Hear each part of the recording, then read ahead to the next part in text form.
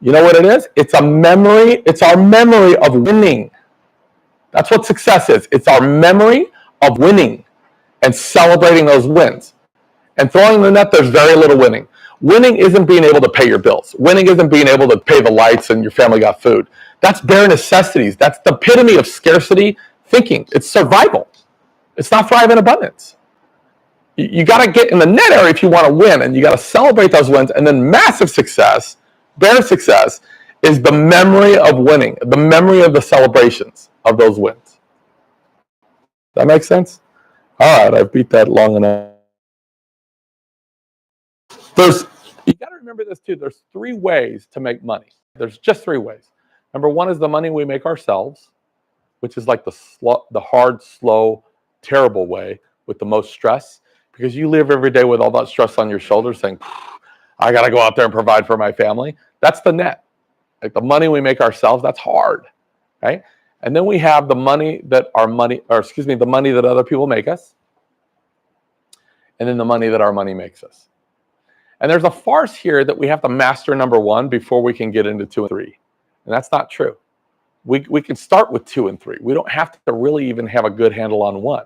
If you're paying the bills, get out of the net area. It's good enough. Move to the salmon area. Start doing other things. But we have to think like, once I have enough money from myself throwing the net, eventually I'll have enough to hire people.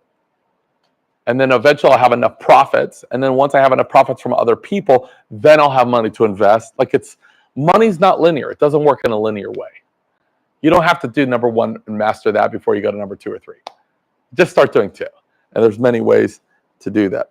So one way is we got to figure out efficiencies to get out of the net within 25 hours. That could be hire a VA, find somebody to take the busy work, Pareto principle, right? 80-20 rule.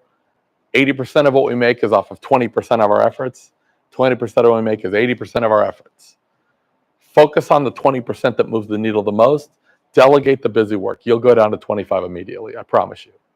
And if you're a senior leader, if you're a W-2, believe me, there's ways to do it. After COVID, one thing COVID proved is the at-home model works. Work at home.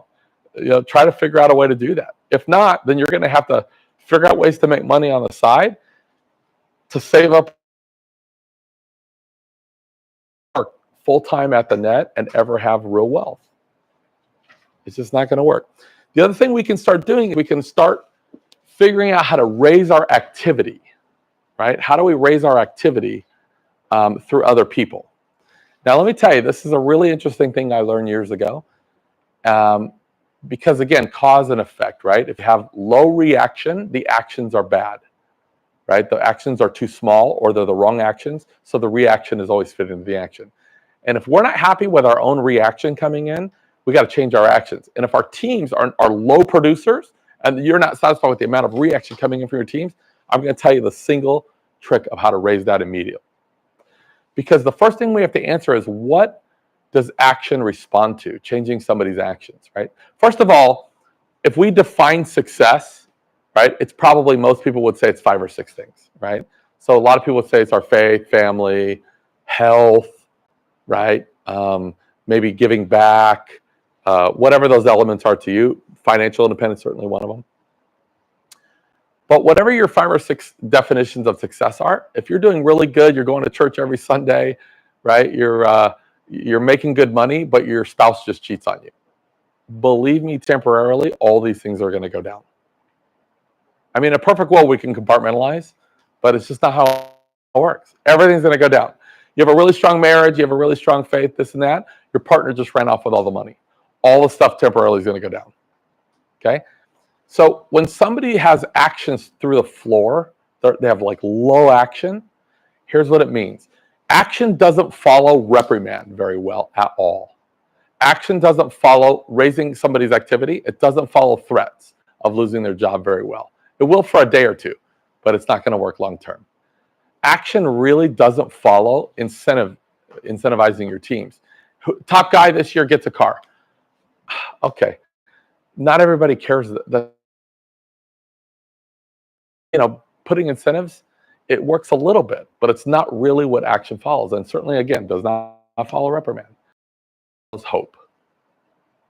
Action follows hope. So when somebody has very low activity, whether it be ourselves or our teams, right? Here's what this means. In one aspect of life or another, they've lost hope. In their marriage, in their faith, in their business, it could be in your opportunity, right? In some aspect of life, they have become somewhat hopeless and all the activity goes through the floor. It's really easy to drive by an area and you see somebody homeless and to judge somebody and say, man, that guy doesn't look like he's more in his early 30s. I mean, why doesn't he go get a job? That's really easy to say. But honestly, most of the people on the streets, their mind is fractured. They have some version of PTSD. They might have, be addicted to opioids, alcoholism, because at one time or another, they lost hope. They suffered such a great loss. They lost hope. They became hopeless about society, or they lost hope in themselves. Like they became hopeless in themselves. Their value, their personal value went through the floor. Like they don't feel self-worth, right? And they see the world in a hopeless place. So when that happens, you can't just give them a little bit of money and a friend not too far from here on the street, this guy John. Every time I'd see him, I'd buy him a meal, I get a couple bucks. But that wasn't going to fix John. Every time I saw him, I would teach him something new. I sold hope. I sold hope. Probably about 3-4 months, I gave him hope. Hey, John, I learned something new. Let me teach this to you. Gave him hope. Guess what? He's not on the streets anymore, right? Because we become hopeless in something. They become hopeless about the opportunity. It might be a personal problem, wanting to separate work from business, but you can't do it. If you want massive activity, you got to say, like, what is going on with you, man? And they're going to tell you, oh, dude, my wife's boss, he's a horrible person, and this happened, or I'm going through this. They're going through some tough stuff. We have to get involved to instill hope in that. Actions will immediately, as soon as they feel hope, all the activity goes through the roof. It's the fastest way to raise action is to instill hope, because they have become hopeless. There's a story that's going around that's been out forever, but some person overseas in Europe, they wanted to build the grandest cathedral the world has ever seen. I mean, the most grand cathedral, the dollars just in the campaign of what it was. Eventually they get the capital to break ground. It's really big news, right? And the news person goes out to the site and she's wanting a story, right? Because this is supposed to be the most magnificent thing ever. And she sees a guy out there in the front he's laying bricks, and she says, sir, can you tell me what's going on here? Now, by her body language, what's she after? Tell me what's happening. What's the vision? He goes, I don't know, lady. You probably should talk to somebody else. I don't know nothing. I'm just a bricklayer. What do I know? I'm just a bricklayer. She's like, okay, not what I wanted. She goes around the back. She finds another person basically doing the same job laying bricks. She's like, oh, God. Sir, what's going on here? What's this going to be? He puts his shovel down and he goes, let me tell you, we're building the most grand cathedral the world has ever seen. Here's how it's going to, tells her the whole vision, right? They do the same job. They're both bricklayers. But obviously one feels disconnected to the overall vision and how today what they feel like their insignificant job, the role that plays and the overall success of the whole success of the company, that's become detached. They don't, in their mind, they'll start resenting you because they feel like you're cheap labor and they're a worker bee, making you super wealthy. Probably imagining that you make way more than you do. They're like, oh man, she makes so much money. I'm just laying bricks and she's getting rich off me. That's in their mind. They'll start resenting you because they've become disconnected of how their job today, laying bricks or doing whatever they do, is connected to the overall success and vision on a mass scale, right? The other person's doing the same job, but he knows what the opportunity, he feels like he's a part of something bigger. He has hope, and that's why his activity is much better. So we got to think about it. Are they starting to feel like a bricklayer? Now, let me ask you a question. How do you instill hope in your teams? How do you go back starting today and start instilling hope in your teams? I'm going to tell you how to do it. I'm going to tell you what I do. Is you got to serve them a 20-minute sandwich. And you got to serve it hot repeatedly every week. So I'm going to give you the ingredients of the sandwich. It's a 20-minute sandwich, okay? Now, if you're in a sales organization like real estate or some kind of sales thing, if you do daily business meetings, sales meetings, this needs to be served 5 times a week in the beginning, 5 times. And it might not be served by you. It might be served by a sales trainer or somebody else. If you have a small business of 5, 10 people, or you have somebody else that could potentially do this, this needs to be at least 3 times a week. I don't care what your setup is. I don't care if it's only one other person that you're working with. This needs to be served 3 times a week until there is massive hope and everybody's on the same page of the vision.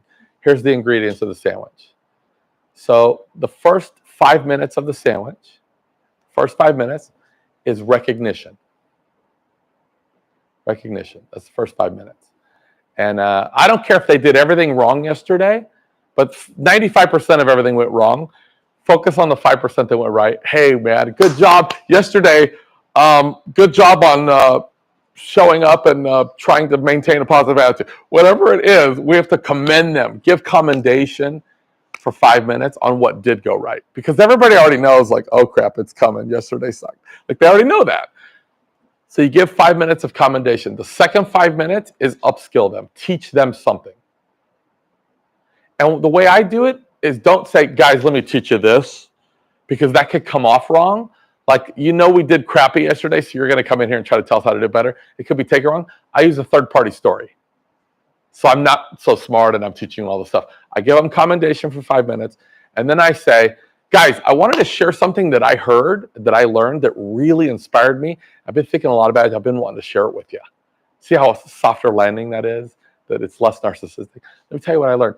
And I'm going to teach them one solid nugget, right? Something that's going to upskill them and probably might not be connected to yesterday's disaster. Right? Something that's just going to really stick. The third 5 minutes is line out. Guys, this week we got a lot going on, but here's the top 3 things or the top 5 things we got to accomplish by Friday. So we need to make sure that this goes out by Tuesday. We promised our online followers, or we promised this would go out. And then I believe it's your department. This marketing thing's going to go out by Thursday. We said that. By Friday, we're supposed to have the contracts back to blah, blah, blah. Like, whatever those pressing things are for that week, you're going to go through. Like, we got a lot going on, but we have a want to, need to, have to list, right? These are the have tos and some of the want tos, or need tos, some of the need tos. So this is what has to get done this week. We're lining those out and saying, so you got eyes on that, right, Carlos? Okay, you got eyes on that? And then the last 5 minutes is what? Selling hope, selling opportunity. That's what the hope is opportunity. Reminding them about your opportunity, right? Now, when do most employers sell opportunity? Don't they do it in the interview when you get hired? They're like, dude, our opportunity. But once they get hired, we assume that they know the opportunity because they already have it. And that is wrong. Because eventually they're going to think, they're going to feel disconnected like a bricklayer, and they're going to resent you that you're doing all this labor, just creating all the wealth, and you don't care about them. They don't feel a part of anything. So we have to not only sell opportunity when they come in, but we have to continue to sell it on a weekly basis. Remind them that they're a part of something way bigger. We've got to constantly remind them of that, right? In fact, the top 3 reasons why people come to any opportunity and stay, yours included. Top 3 reasons why anybody comes into an opportunity and stays. Number 1, opportunity. Number 2 is recognition. That's why they stay. Number 3 is the money. Number 4 is time freedom. Now, if you're watching this, I know a lot of people online right now, you're a millionaire, or you make, you're a practitioner, you make hundreds of thousands a year. I get it. You're saying, my time is my most precious commodity, and I value that more than money. I get it. Me too. But what is the majority of the world? I want you to ask this question. Does the majority of people out there, do they spend their time to earn money, or do they spend their money to buy back time? What's the majority of people do? They use their time to earn money. So I don't care what people are selling and what they're saying. The number 1 reason why people come to a company and stay long-term, opportunity first. Second is recognition. Third is money. Fourth is time freedom. And then hopefully we'll flip those 2 around as the opportunity gets good enough and big enough for everybody. So we have that last part of that sandwich. We have to sell that 5 minutes of, guys, don't forget what we're doing here. Don't forget what we're doing. Don't forget the impact it's going to make. Don't forget how it makes people feel. Sometimes we have our head in the mud because that's our job here, is to find all the problems and fix them. Sometimes we can feel like everything's going wrong. But we go through this. This is our sacrifice. This is our penance that we pay. So all of our customers, all of our clients, they get to have the experience of what they do. That's why we get 5-star reviews. They get to have that experience because we're the ones that are making the sacrifice getting in the mud. And I really appreciate that about you. But you got to make them feel connected 3 times a week, or they're going to start feeling hopeless.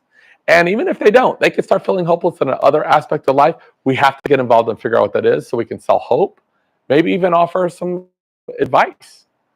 I've gotten involved all the time, helping my people. Here's somebody that will help you fix your credit. Here's somebody that will help you through your divorce. Here's the divorce attorney. I'm doing that. And I get it. It's not ideal. But if you want the most activity, you got to get involved.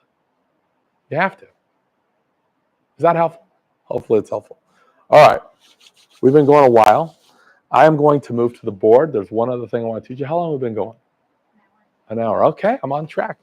Here we go. This is the third thing of how to drastically increase our wealth without increasing our fixed overhead costs and risk.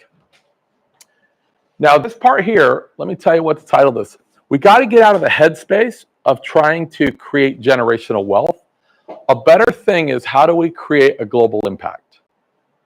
Because if you truly can achieve creating a global impact, you will have a lawyer, an engineer, a scientist, whatever.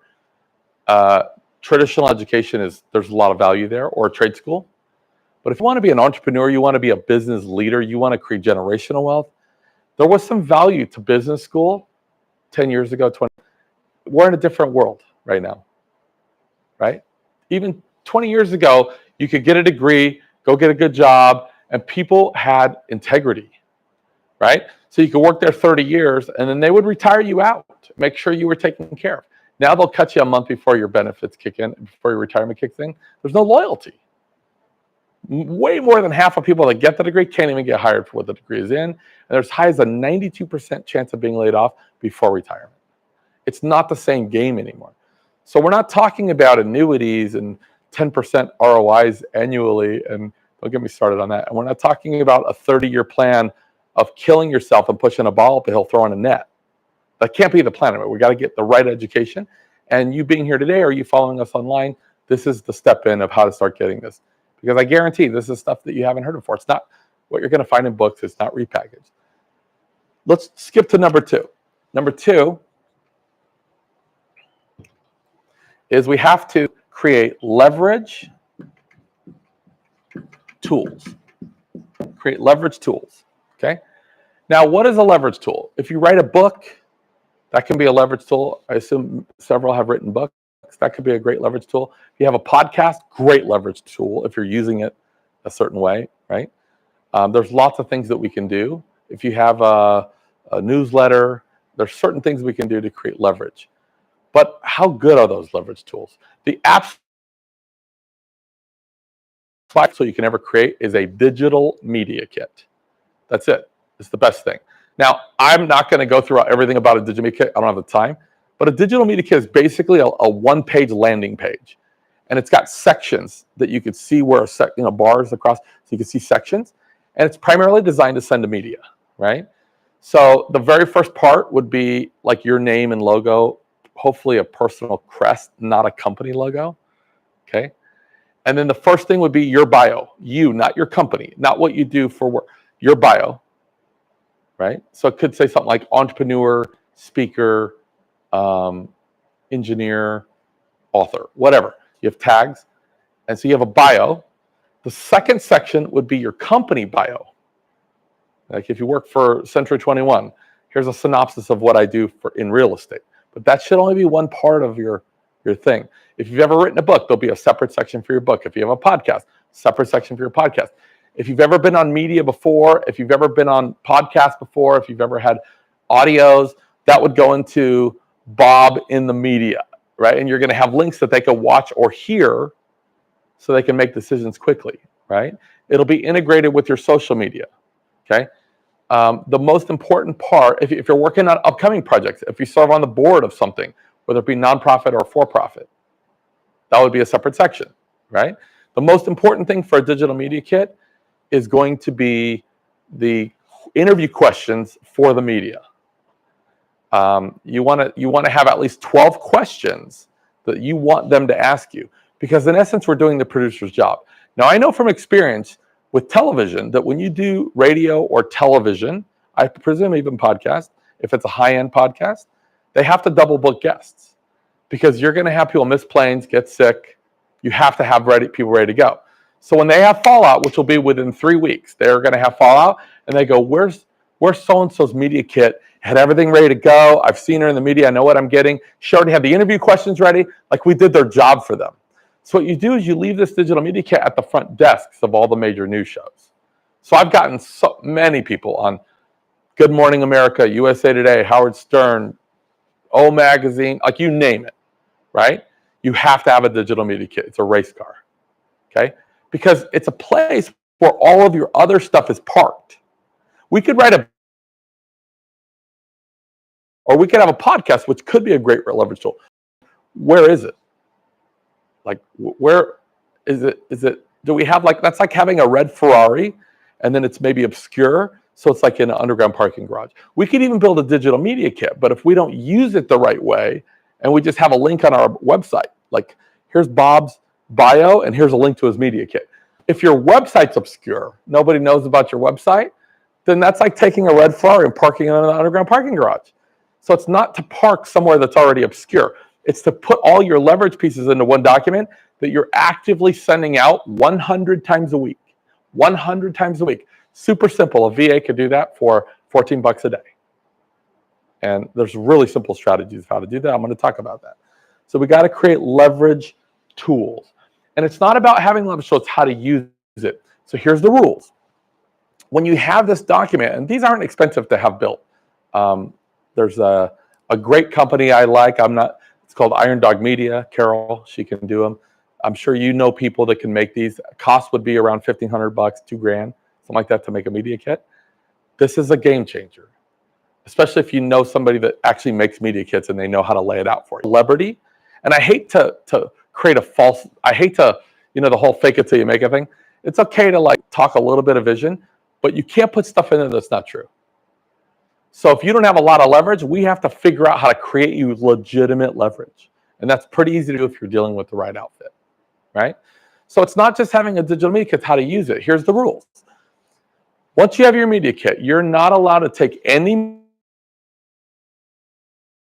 kit. That's the rules. And it's arbitrary, but nobody can sit with you before they've seen your media kit, right? So I'll give you for instance. This happens to me all the time because my main thing is I'm an angel investor. And so people will say, hey, my assistant will say something like this. Hey, there's this guy he wants to come through Pensacola and take you to dinner. He's pretty legit, man. I saw him on LinkedIn. He's like real deal. He wants to know if he can buy you dinner in 2 weeks. I go, whatever. So then 2 weeks, we get closer to the 2 weeks that preceding Monday. And he goes, I go, what's on the board for this week? We got this on Monday, Tuesday. Now remember, Bob Smith is coming in on Wednesday. I go, who the crap's Bob Smith? I don't remember this. He goes, remember the VC guy that coming into town? I'm like this. Has he seen my digital media kit? He goes, no, but he's seen your LinkedIn bio and he's real impressed. He knows somebody that knows you and dude, he's real impressed. I'm like this. I'm out. Cancel the meeting. Unless you can figure out how to get on the media kit before that, I'm out. And you have to make a hard perimeter that this is the way it's going to work. And again, it's not an ego move. It's not a narcissistic thing. It's quite the contrary. It allows you to be more humble and be more present at the meeting. Let me explain something. When you meet somebody for the first time, right, the very first time you meet a person, there is an anchor, what's called an anchor, that is connected between you and them. And the original anchor that you create generally holds, right? So if I meet Bob Smith, I don't know who Bob Smith is today. But if he didn't see my media kit, when me and Bob sit down and tell me if this has ever happened to you at a networking event, you go sit down with somebody and they go, so Dan, what do you do? Right? Now, if you have some success, it's hard to say everything that you do, right? It's like, well, I own 116 companies. I'm an investor. I'm a movie maker. You're going to sound like a jerk. Your likability is going to go through the floor and they're going to be like, that guy's a liar or I hate him. Either way, it's not going to work. So most people, what are they going to do? They're going to play it down a little bit. I hear people do this all the time. What do you do? I do this. They play it down, which means you're not going to land a high anchor, right? The other thing is when Bob and you are sitting there, cross-pollinate, maybe add value to each other. When we leave that table, chances are our anchors are going to be fairly equal. That's fine. But I don't know who Bob is today. So something should open up 6 months from now, where an opportunity to have a collaborative joint venture open up. Does that make sense? So I can't even do a salmon deal. Customer, right? It's rude. It's not kind. But if you sent your media kit ahead of you, agent would, speaking in your behalf. What you do is already defined. So now, Dan, I saw your media kit. Oh my gosh. I go, yeah, I want to hear about you. I give him that whole moment, only talk about him. Later, when he trains a shy to land on me and asks me more about my stuff, I go, Bob, it's boring. Honestly, we can talk about it later. I really want to know more about why you chose Chicago. How'd you get based there? Like, I'm totally others focused on him and what his needs are. Right? It's about impact. And then when I leave the table, that other second anchor is going to ring, and I have high anchor. And again, so not an ego thing, but I don't know who this guy is. Should something open up 6 months from now where me and Bob could do $1 million or $10 million, $50 million JV, I have leverage now. And the original anchor always holds. Does that make sense? So you can't take a meeting until you send your leverage ahead of you. And the best way is a digital media kit. It has to be. You're going to notice a big difference, right? It's the best way. We got to land that high anchor. In fact, those of you that follow my stuff, I do get to work with some really cool people, not just the Forbes 400, but a lot of celebrities. And how do I do that? It's anchor points, right? So let's say I wanted to work with Jay-Z and Beyonce. Getting a hold of Jay-Z and Beyonce today is like royalty. Like trying to get a hold of Taylor, they're like royalty now. You with me? So it's not going to be easy to get a hold of somebody like that. So here's what I've done in times past. I go, okay, when Jay-Z was growing up in New York as a kid, in his little one bedroom with his mom, who were the posters on his wall? And what were those anchors? Well, I guarantee one of them was Run DMC, right? They were kind of some of the godfathers of hip hop. Now, Run DMC was very successful, but they're 30 years removed from their top time, right? Getting a hold of Jay-Z right now is going to be really hard. Getting a hold of, Daryl, Run DMC, I can do it in 15 minutes. So what I would do is I would think about their anchor points because the original anchor points always hold. And I'm going to figure out how to do a value add, maybe not even pay. How do I add value to Daryl or then the Run DMC guys, right? And then I'm going to figure that out. And then I'm going to document it. And then I'm going to reach out to Jay-Z's team and say, look, I'm working with Daryl from Run DMC. We'd love to have you attached to this, have you a part of this. And guess what? The first time when Jay-Z comes into the room with Daryl, guess what he does? He does this. See, even though Jay-Z has far surpassed the success that Run DMC ever had financially, he still holds them as high anchor because the original anchor still holds. So if I want to work with A-list actors or top-line entrepreneurs, I'm thinking about, well, who did they mentor under? Jack Welch? Who was their guys on the block? Who was maybe this person or that person? I'm going to think about those, collaborate with them, give them a value add, document it, and then I'm going to go to the top tier A-list. And that's an easy way in. And it works every time, right? Anchor points. Okay, the third thing to create a global impact, 6 steps, number 3, is I just want you to write gains. And this is actually an adoption period. This is an adoption period. And it's usually 6 to 9 months. So if you not only create this leverage tool, but if you actually use it the way I'm telling you, no meetings. I have to twist people's arms sometimes and tell their right-hand person, he's not allowed to take any more meetings until they see this, or I want you to clear his schedule and cancel all his meetings. Like I have to get like that with people because they won't listen until they start doing this. They'll never not do it, right? So if you use it the correct way, then you're going to get in 6 to 9 months, you're going to start to gain influence. You're going to land high anchors on at least a few hundred people, maybe more. And what that means is that when people give you high anchor, they give you mentally in their mind, they give you an elevated position above them. Now, hear me out on this. I'm not saying that she's better than me. I'm not saying that. But they give you an elevated position in their minds.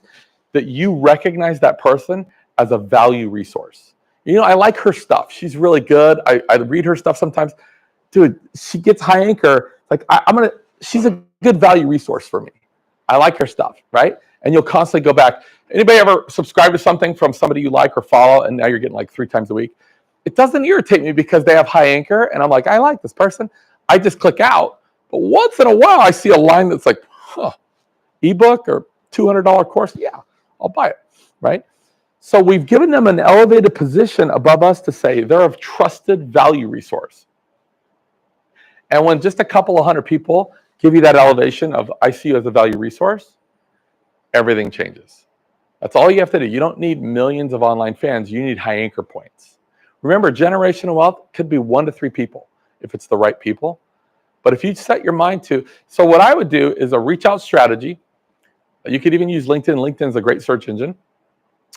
20 people a day, 20 reach outs a day. You create the demographic of what you feel like is a qualified person of whatever your product or service is. That person does 20 customized reach outs a day.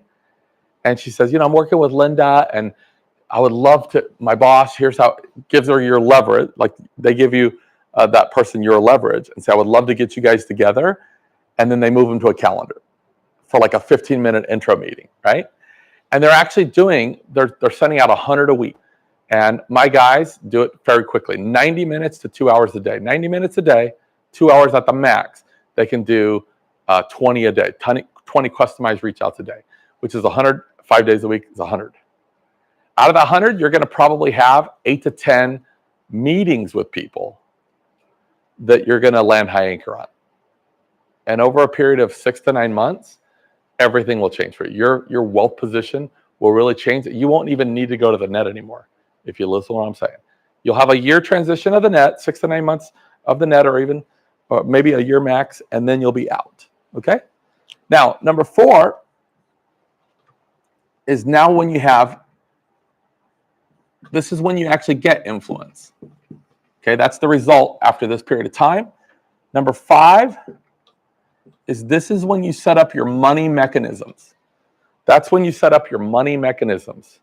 Once you have influence, then you set up your money and you monetize.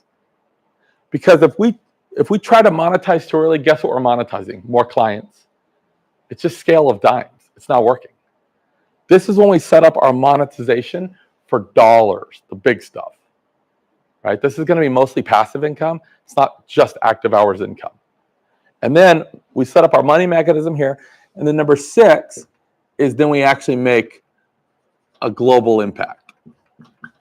That's when we can garner the appropriate resources to now fund a real impact.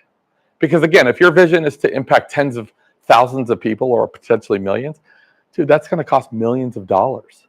We got to get good at monetization, right? So you can't create a global impact before we have the right kind of money that could actually fund that kind of level of impact. We can't do that before we gain influence. We're never going to do that unless we use the leverage tools in a way for 6 to 9 months strategically with parameters that we don't break those rules. And it all starts with education. Does that make sense? Now, I want to talk about why this has to be, because if I put 100,000 entrepreneurs in a stadium right now, or even senior leaders, and I looked at this, I would be shocked if 5 people do this in this order. Because most people go out with their education half-cocked. I'm not knocking Dave Ramsey or Susie Orman or whatever, but they're on the 30-year annuities, 401k, grind for 30 years, push a ball up a hill, live under your means kind of plan, right? They are always under leveraged. They don't have any rules, and they don't have influence. They go straight to try to make money. If you try to make money at that point, guess what? You have to convince one person as to what your expertise and genius is at a time. Hey, I do this, and we're the best realtor in the planet. Love it, Dan. Okay, got him. Hey, I do this. It's onesies and twosies, which means your best case scenario, gross rev top line, 7 figures, take home 6. Best case. And you're going to be busier than a one-arm wallpaper hanger and probably be out of balance. I promise you. It just is. That's what the math is. Okay? You have to not get out. You have to do it in this order. It's the only thing that works if you want out of the day-to-day grind, if you want an exit strategy. And let me tell you this. The reason that you have to do this order is because every single senior leader, every CEO, COO, every entrepreneur, every business leader, practitioner, we all have the same thing in common in the beginning, is when we first start, we're obscure. Nobody knows you. We all have that in common. We're obscure. Nobody knows you, right? Obscure is hard. The second phase after obscurity is resistance. Resistance is worse, right? That's when you're getting knocked, you're getting haters, people are telling you you're crazy, your family's ganging up on you. And it might only not be just haters, but it could just be resistance to everything you're doing. You're putting out super valuable content, putting out programs, doing all the work, no likes, no follows, no shares, no conversions, no buys. And you're like, dude, no clients, what the frick is going on, right? It's just totally resistant to everything you're doing. Most people quit in resistance, especially get a hater on top of that. Dude, obscurity is easier. Like, I don't want to be attacked, right? Getting a hater is actually the sign that you're going the right direction. Because if you don't have imposter syndrome, because you're being stretched about some of the action you're taking, if you don't have any haters, I promise you, you're obscure and you're not playing big enough. That's it. Miracle happens. Because right on of resistance is acceptance. Acceptance is wild. You can make $1 million a year in acceptance. You can make $1 million a month in acceptance. You can make way more than that. You can create generational wealth in acceptance. And then, not necessary, but right above acceptance is actually admiration. Right? There's singers, and there's Taylor Swift. Right? I might be becoming a Taylor Swift fan. I don't know. I reference her a lot, but there's admiration. Right? Now, think about this in football terms. If you're starting freshman, high school football freshman, starting JV team, you're real popular in that high school. But outside of that high school, nobody knows you. You're totally obscure. You go to college, you got this many people competing for this many spots in the NFL. It's not even 1%, it's 0.04 of 1%. I have friends with a lot of NFL guys, okay? It's just this many spots. And you're doing 2-a-day workouts, you got to keep up your grades, you're getting cuts, right? You got people showing up, cutting you. That's resistance. But if you can just secure a contract in the NFL, your acceptance. Top players that don't even play, the bench warmers, $25,000 a week is the very lowest spot right now in the NFL. $25,000 a week. That's acceptance, right? And then some people make it to the Drew Brees, Tom Brady, Eli, but it's not necessary to make it to that level for generational wealth, just acceptance, right? So I want you to think about obscurity like prison, okay? How do you get out of prison? I don't know what you did, but let's say that whatever you did, you got to serve 1 to 5 years. You know how people get out of obscure jail or prison? So they put out content on Facebook and Instagram, and they have like campaign managers, and they do this thing. And I'm not saying it doesn't work. I'm not saying don't do that. But I got to tell you, how long does it take to be influential online, like an influencer? It takes a lot of work, a lot of spend, and it could take 1 to 5 years. If you could be an influencer, a real influencer in 3 years on social, even in 5, that would be something. Okay, but even say like a year or 2. When you're trying to get out of obscure jail, people are doing social media to try to get out there, and you will eventually do it. But you're going to have to serve your time, and then you're going to get paroled out of obscurity in 1 to 5 years, depending on your level of activity and how good you are. Okay? Don't do that. It's the worst. Instead, in 1 to 5 years, depending on your level of activity and how good you are. Okay? Don't do that. It's the worst. Instead,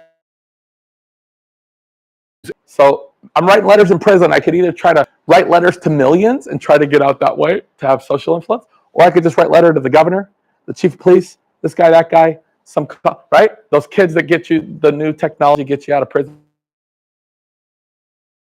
You just call the governor, I'm out today.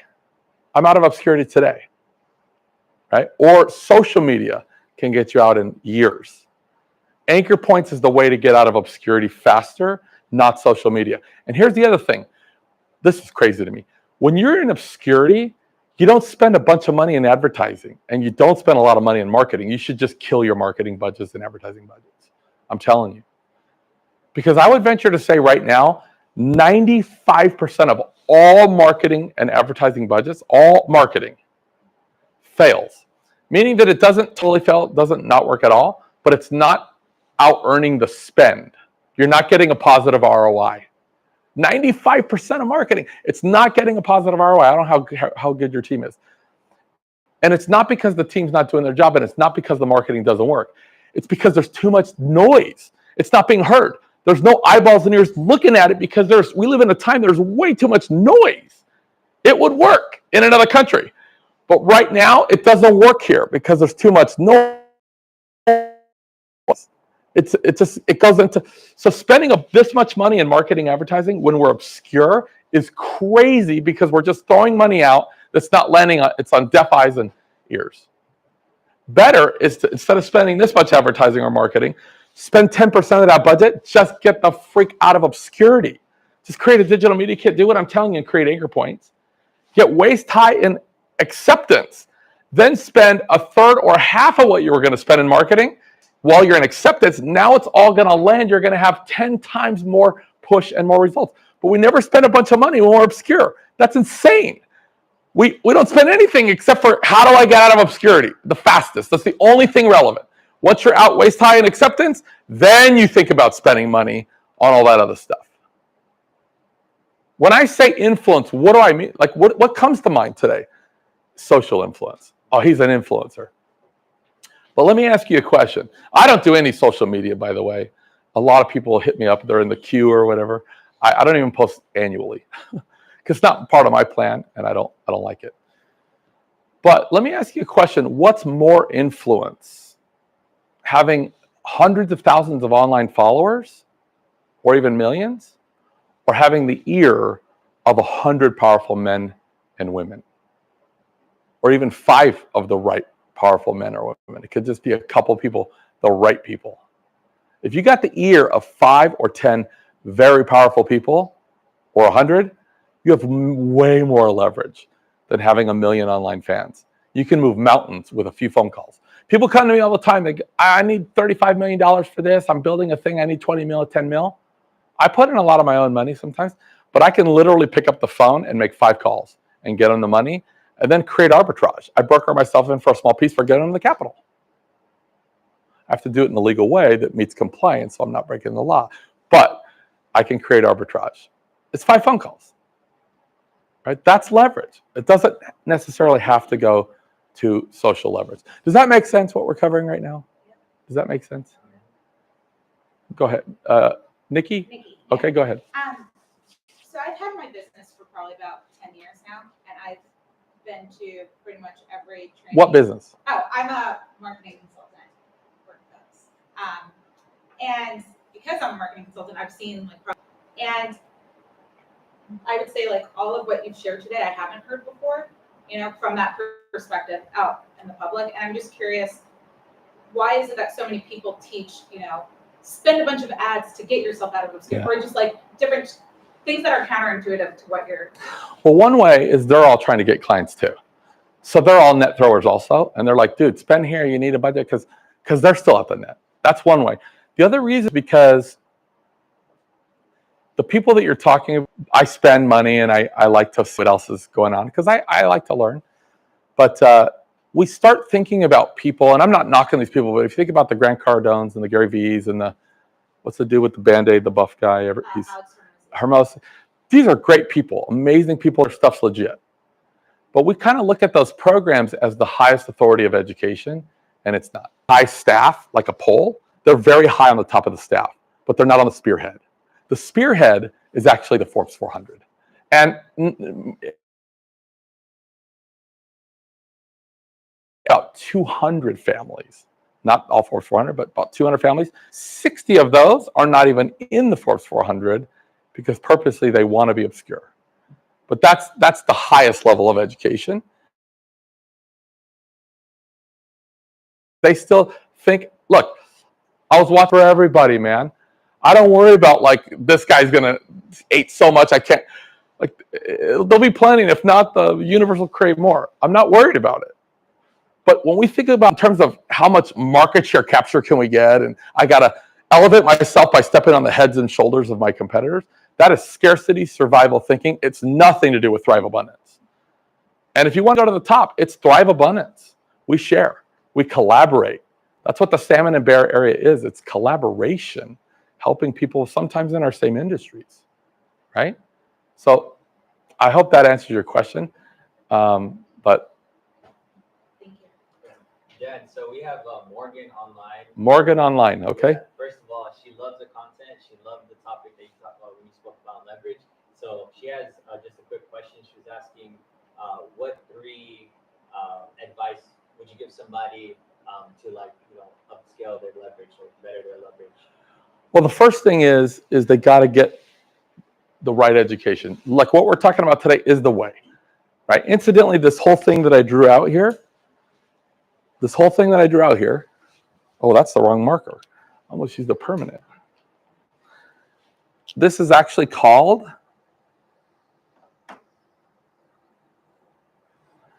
the alchemy effect. Now, if you Google that, you're never going to find it. What I just write out to you is called the alchemy effect. And when you start having the alchemy effect, within 6 to 9 months, you can be totally transitioned to the salmon area. You're not throwing the net anymore, based on our story earlier. And then you can be on bear hunts by the end of the year, based on our story. So we got to get the right education. And, and just to say this too, I don't do events like this, which is why we have a small live audience, because so some of my people and their friends want to sit in, but I don't do anything at this point to the public. So I do some seminars, but nothing open to the public. Everything I do is now private. I don't do business coaching. Right? But I will never turn away somebody that needs access to mentorship or that needs a shot, because honestly, I think everybody should have at least one shot.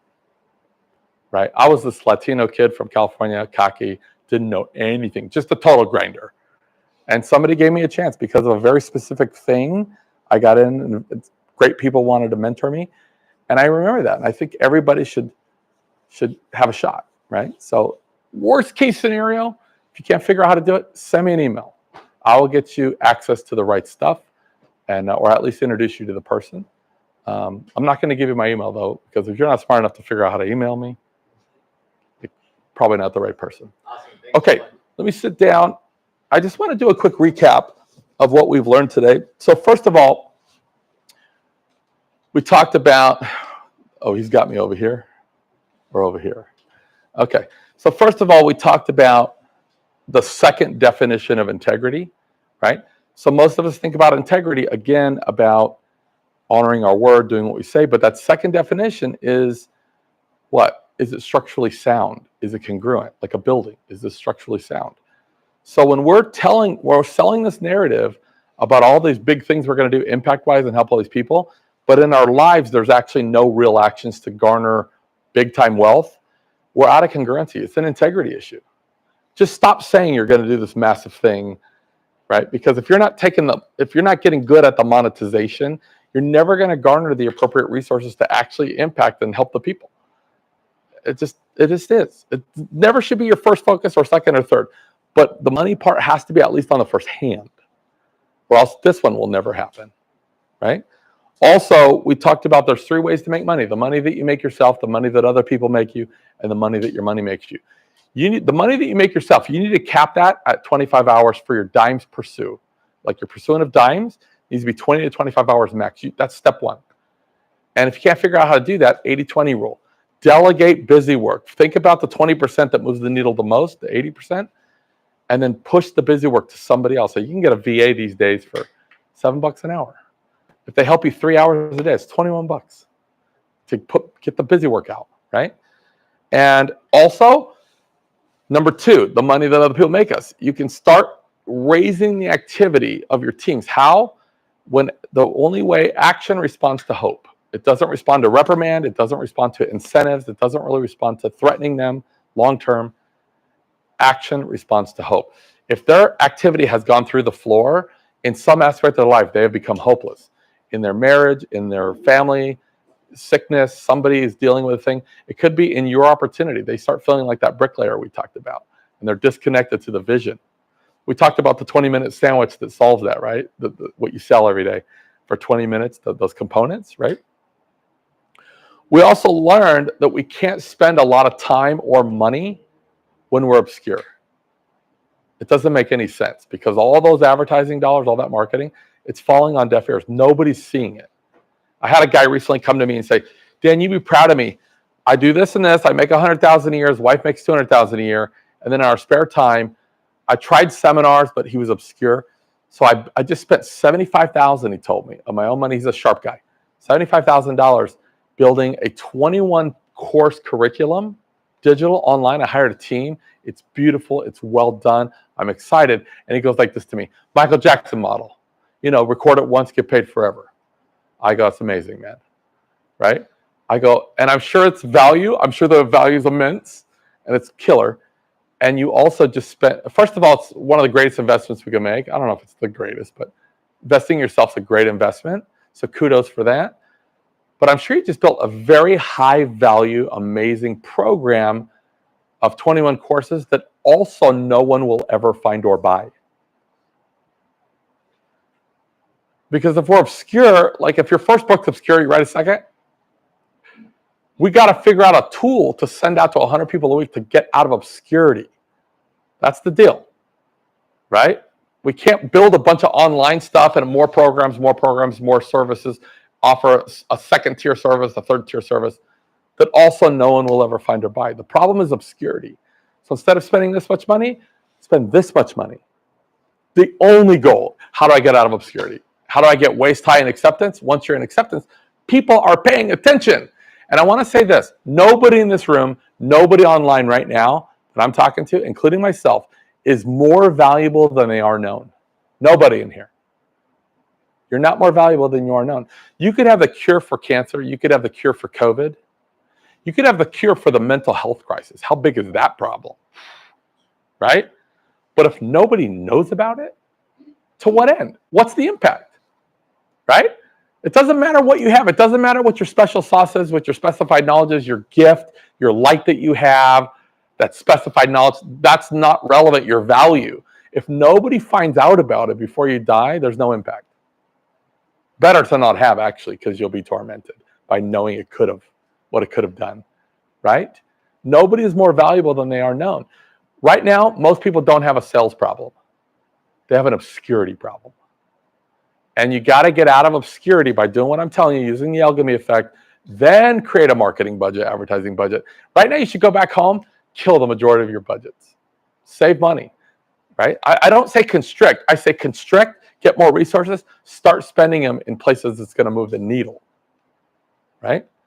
We also learned that, again, we have to remember that we got to create some efficiencies at the net. We can't break that rule. It's going to be hard when you go back home, but if we're W-2, we got to have a talk with our boss, and we have to say, look, how can I do this? You might have to take a little bit less. You might have to figure out how to supplement on weekends. You might have to figure out how to work from home a couple days a week and be more efficient. But there's a way, especially if you're a business owner, there's a way.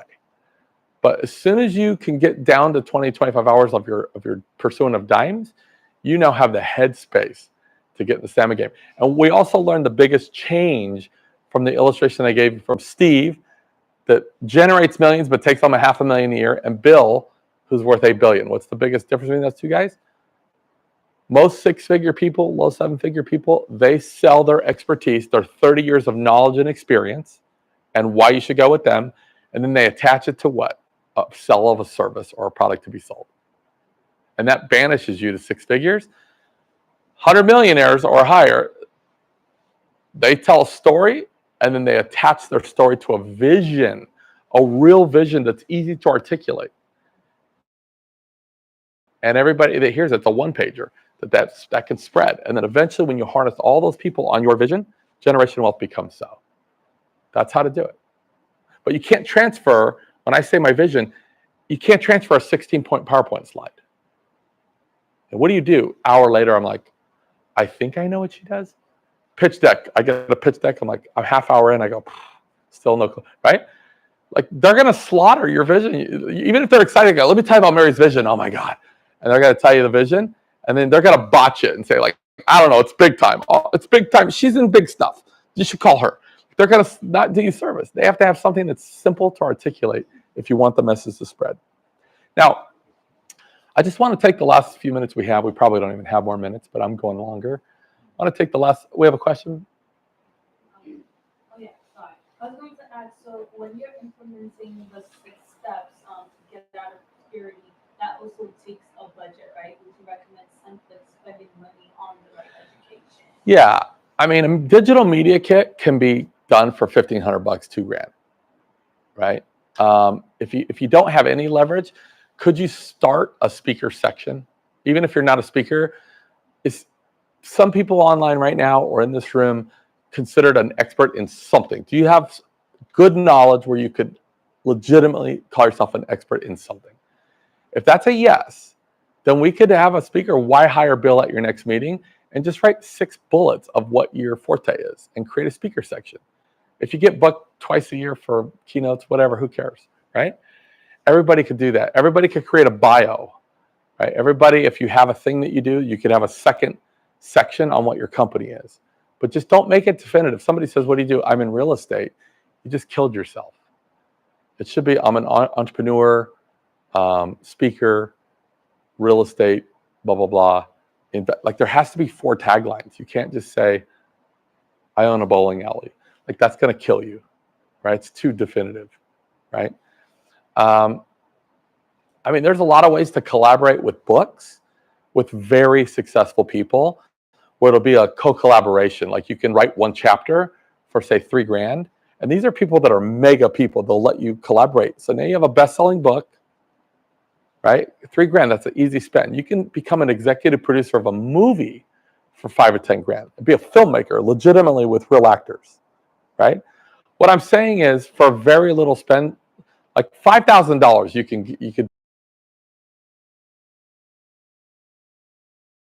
can create legitimate credibility, almost like it's not a good move. We just got to get waist high in acceptance and then create a budget after that, right? But it's not a lot of money.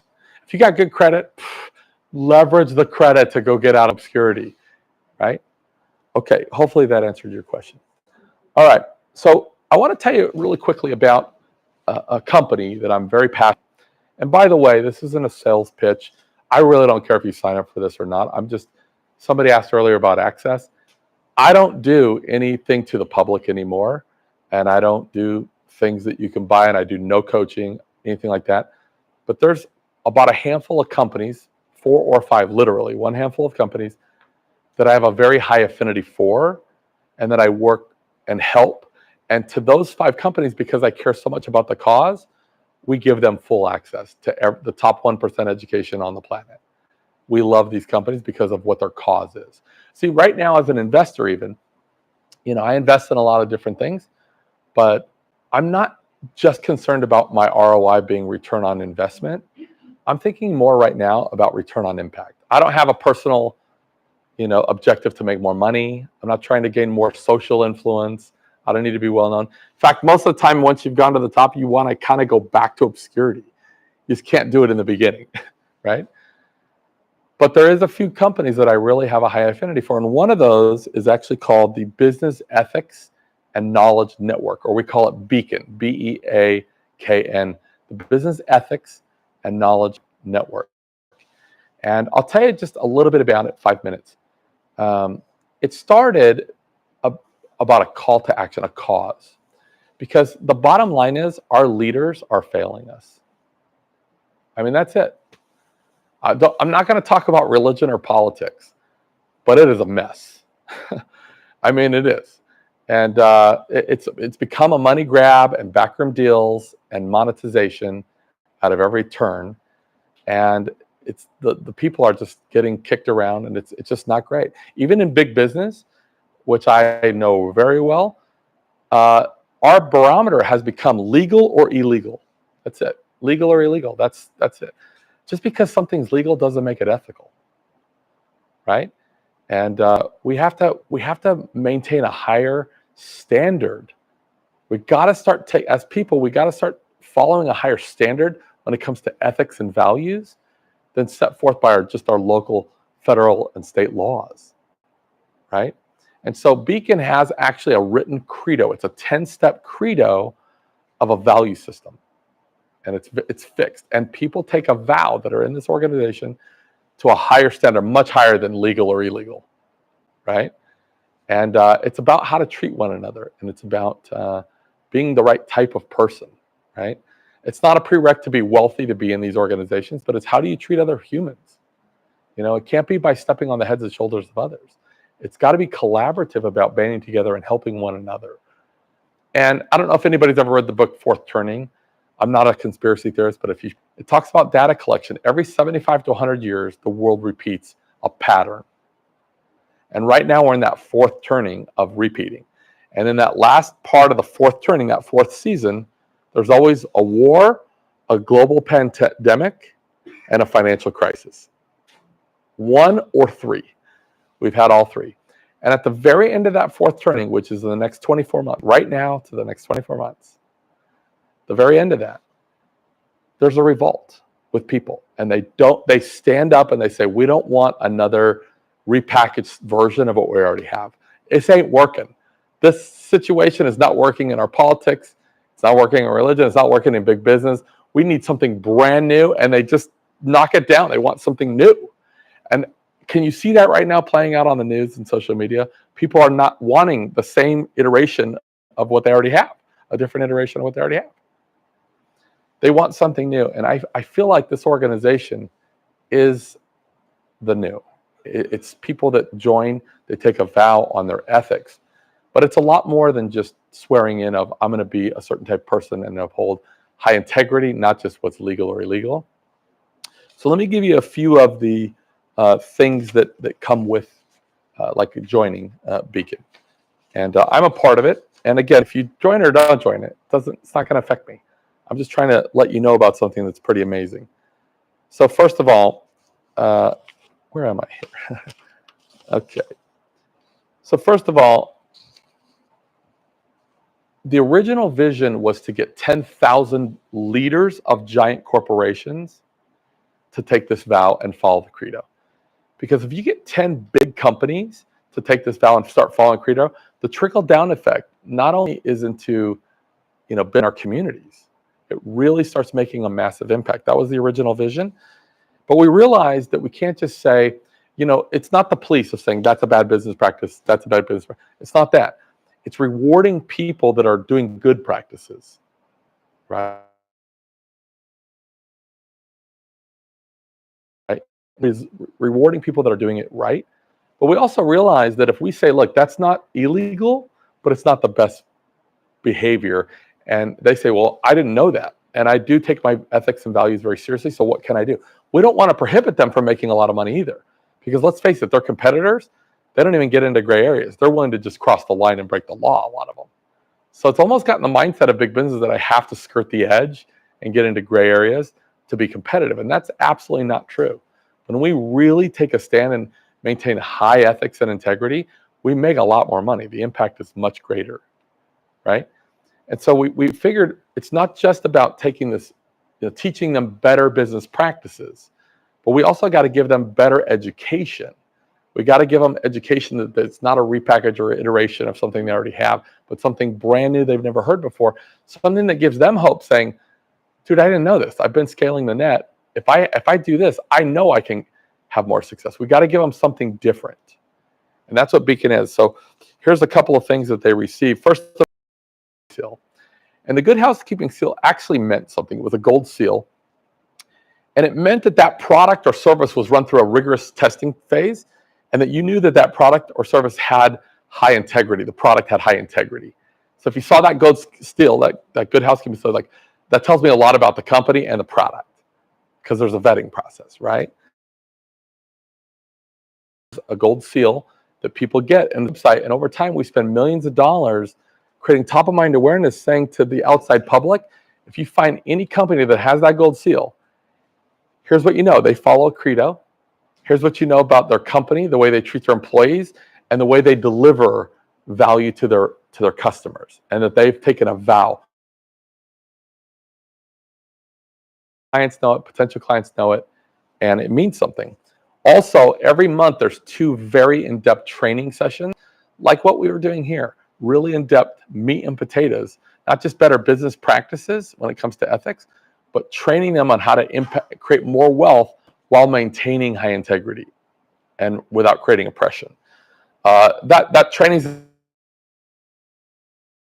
is to different wealth strategies of how to create wealth faster, how to fix turnover if we have high turnover in our companies, how to take care of our negative debts, how to assess risk correctly, how to put processes and systems in place to automate so you don't have to be there all the time, be somewhat of an absentee owner, leadership, whatever problem we are facing in our companies, it's going to be covered. Okay. Also, and it gives you access. Remember, we don't need to know thousands of to have real wealth. We need to have 3 to 5 real contacts with getting the right collaborative joint venture partnerships inked, and we can be to the moon. So it's going to give you access with other like-minded people, not just on ethics, but very successful people that are now in your Rolodex. You're going to get in the salmon game together and even be invited on bear hunts through this organization in our analogy. There's also a monthly call, one of the weeks, so that's 2 weeks a month. Another week is going on the credo. So they're going over the 10 value systems and they're talking about application. How to show more love, how to be more kind, how not just to show up when somebody verbalizes they have a problem and now we show up, right? And we show more love. It's not just showing up when somebody verbalizes something tough. How do we review credo daily and then hold that with us to where we can create opportunities, not just show up but actually say, how do I create opportunities today to show more love, to be more kind, to be more collaborative, to help others, to be more others focused. See, there's a training on that. And then, of course, a lot of seminars, 2-day seminars, there's week-long seminars. There's also online things. There's also one of my parts on the website is there's a resource page, right? And they're really putting all that up right now. But anything you could think of, if you need a business plan template, you need a pitch deck that's actually got funding. You need to know how to get funding from venture capitalists. Or right, here's a video of how to actually get funding. I've helped thousands of people get funding. You need PDF downloads. You need a sample contract for this or that. For collaborative JV, what's the contract look like? You need how to structure a large corporation. What are the 7 steps of how to structure a large corporation? How to maximize, how to get out of obscurity. Every download, every video, every audio, every resource that's been tested and proven by wealthy people, it's going to be free as resources to all of its members. And then a Rolodex that everybody's in, an actual, an online forum, right, where everybody has each other's contacts that we could only do this. So imagine, it's not just our business needs, but every need in life. It's like, I need a jeweler because I'm coming up on my wife's 20th anniversary, or I need a new Mercedes. Who's the guy with the gold seal, or who's the gal that has that? We do business in work first because we know these are high integrity people that are going to treat us well and be honorable, right? And if they break the rules, they're going to be asked to leave, right? Something of high integrity. That directory, that's the access to the salmon game and the bears. Now, let me ask you a question. If this did exist out there, how much would it cost? If you're a senior leader, let's say, or a CEO, let's say, or a high-level entrepreneur, we've spent for sure 6 figures annually on a high-end coach. You can spend 6 figures on a real coach that's going to try to get you not only out of obscurity, but how to create wealth. There's a lot of high-end masterminds out there that are 25 grand a year, 50 grand a year, and you join them and it's like an elitist club, right? And you get access to a small group. That is not what we're talking about, because honestly, we don't want to collect a bunch of rich people and then we got to teach them how to be good people. Being in the Beakn network is not about being wealthy already. It attracts a lot of upper crust people that do have some wealth, but you could be we don't want to exclude the school teachers and the engineers and right? The prereq is to be an honorable person and to have high morals and values. And then if they're not already wealthy, we're going to teach them, like today, different strategies of how to increase their wealth position quickly. But we don't want to have an elitist club that's just a bunch of rich people, and now we got to teach them how to be good people. We're not signed up for that. But if you did attend a high-end mastermind group like that, what could that cost? $25,000, $50,000 a year? How about all the live events of this quality of training throughout the entire year? That could easily be 5-6 figures. The resources of all the things that you get, that would be hard to even quantify and put a price on. Not to mention the community and the access of the online community that you're a part of, right? And the access that you get. But Beakn Network has never been about the money grab. And so right now, our ROI is not just return on investment, but return on impact. And so if you go to, let's see where I send you, membership.thebeakn.com, membership.thebeakn.com. It'll also be online as well. It's $1,000 a month.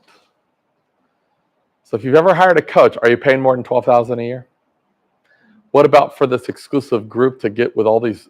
What about the live events? What about, right? Much more. And right now, I'm even doing a thing where I'm signing up to do in-depth training, not only with the people that sign up, but even their teams for free, included, because we're about impact, right?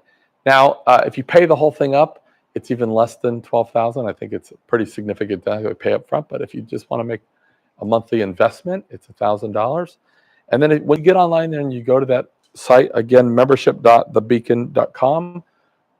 If you have a massive company, if you're a senior leader, you have teams, it'll have pricings for that as well. And if you have questions about that, you can go to support@thebeakn, BEAKN, support@thebeakn.com, and talk to somebody about that. Again, if you sign up for this or don't, it's not going to affect me. This is one way that we give access. And, at one time in my career, I've been very lucky actually, I'm not that smart of a guy. People give me way too much credit if you know anything about my career. But we've had some success. Me and my partner, we own well over 100 companies. We have an investment firm. We do a lot of fun things.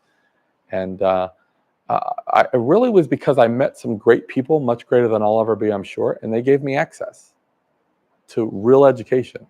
And not only that, but the Rolodex to boot. That was the game changer for me.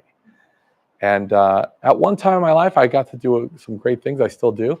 But I even got a chance to be on ABC. I did a television show where I would interview the most successful entrepreneurs in the world, celebrities. It was very amazing. I did it for 6 seasons. And honestly, it was surreal because you're sitting with these stars and you're talking about their life, or these amazing entrepreneurs. But one thing I learned a long time ago is it's not about being a star. It's about being the light, right? It's about sharing and being collaborative and helping your fellow mankind. And that's what Beakn is. It's think of a lighthouse. The Beakn, it's the light. And we're inviting you to join with us, help us to impact others, to be others focused, to help others learn not only what it takes to have wealth so we can fund. See, we're creating generational wealth for what purpose? It's not for the purpose of more materialism, having a garage full of Lambos and more stuff. It's about garnering appropriate resources so we can do the other important things that we talked about on our definition of success, right? Which is helping others, get real impact. That's why it's important for us to do it. And we want to send out this invitation. We're inviting you to go now. And go to the link below, find out more, and we hope to see you there. Thank you, everybody.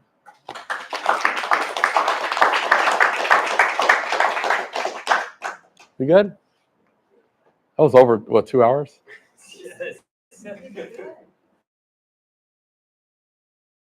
I felt like 2 hours. Okay, so if anybody has any questions or has any business question, I don't generally get out